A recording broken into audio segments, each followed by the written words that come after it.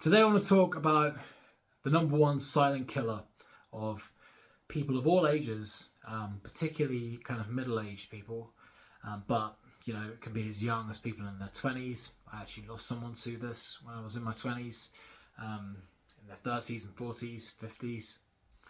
And I'm not talking about some food that's going to cause cancer or, some new scare story, because the media is full of that shit. I want to talk about something which is very real, and I guess it doesn't make for exciting headlines, so I don't think it gets talked about enough. And it's something that's also kind of glorified because people conflate it with hard work. And what I'm talking about is stress. Stress is potentially the biggest killer that there is. It's something which you will find people who live really, really high stress existences, who are constantly worried, who are constantly stressed, who are running themselves into the ground at work, going to bed at night just stressing about the next day, and that's their whole life. Those people don't tend to live very long, or if they do, if it doesn't directly kill them, they'll tend to develop illnesses which perhaps will be put down to something else. But I truly believe, and this is not a scientific opinion, but there is a lot of science behind this. There's a lot of research. I will actually link some of the studies in the description. I really believe that stress is the operative cause of many of these deaths. Now, why am I talking about this on the Ascenders channel? Well, I think that stress and a stress mindset is something which people get it gets built into people from a kind of school age. This idea that you've got to work really, really hard. You've got to push yourself. You've got to push yourself for exams, and then at university you've got to push yourself for harder exams, and then you've got to go into the workplace. You've got to work really hard. And this whole kind of work harder, not smarter, it really, really gets drilled into people. And people then are working overtime.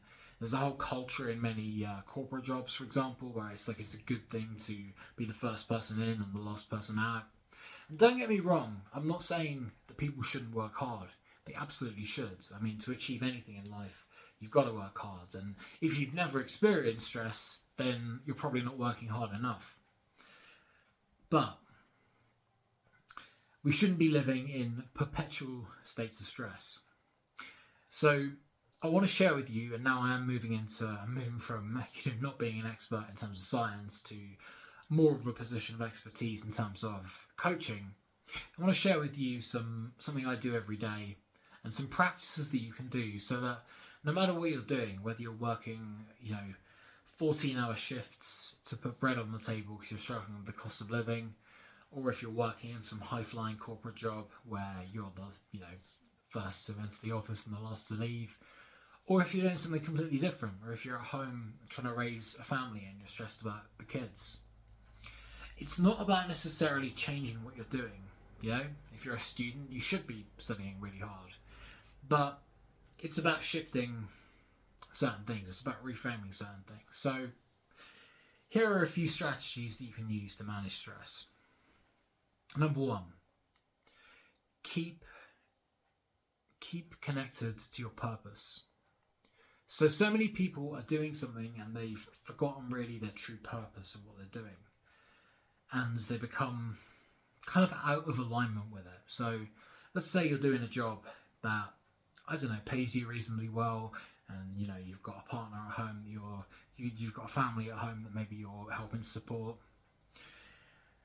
You might just start to feel like every day is drudgery and you don't really know why you're doing what you're doing anymore, and you just sort of don't even think about those things anymore because you're swept up with the day-to-day kind of minutiae of work.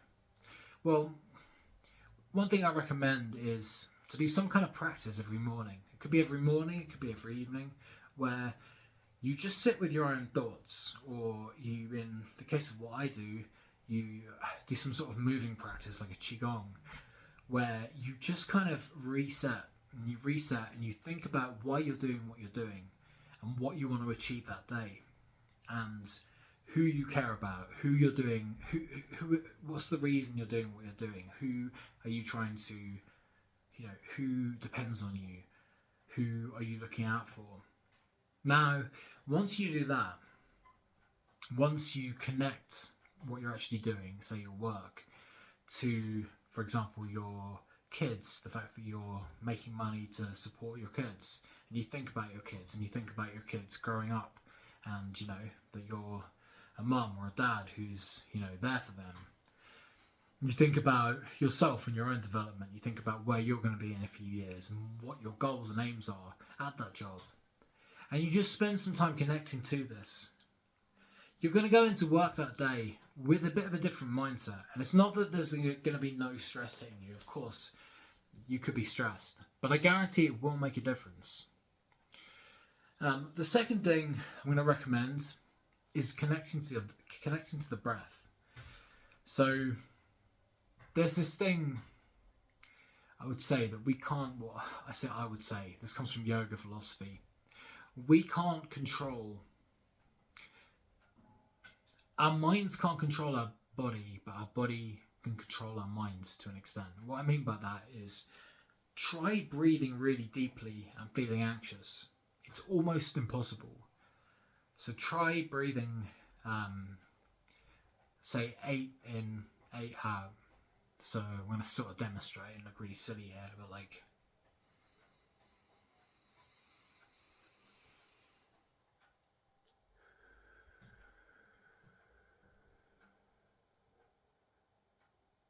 try doing that 8 times.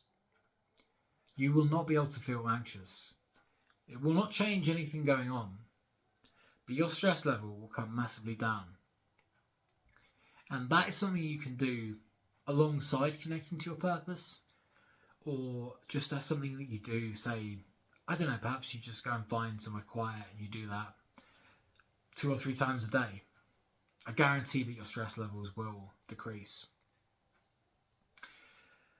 But really it's about, framing why you're doing what you're doing, remembering that you have a purpose, implementing strategies to help reduce stress.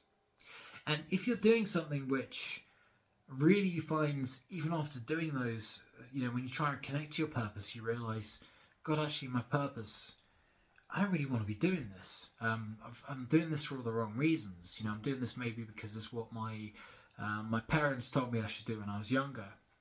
Then perhaps consider a different direction. Maybe that fills you with stress because actually, your purpose was always to make someone else happy. And that's a whole different conversation. But I would encourage anyone if you relate to this, if this video has thrown up any kind of, any thoughts about, why it is you're stressed and kind of what's coming up and what your purpose is, I advise speaking to a coach. You can speak to myself or any one of our Ascendance coaches. Decreasing stress, being less stressed, living a lower stress life is, not just good for your career moves. It's not just good for your mental health. Well, those are huge things, but it is good for longevity. It is the most important thing, perhaps, for living a long, healthy life. And nothing really can be more important than that.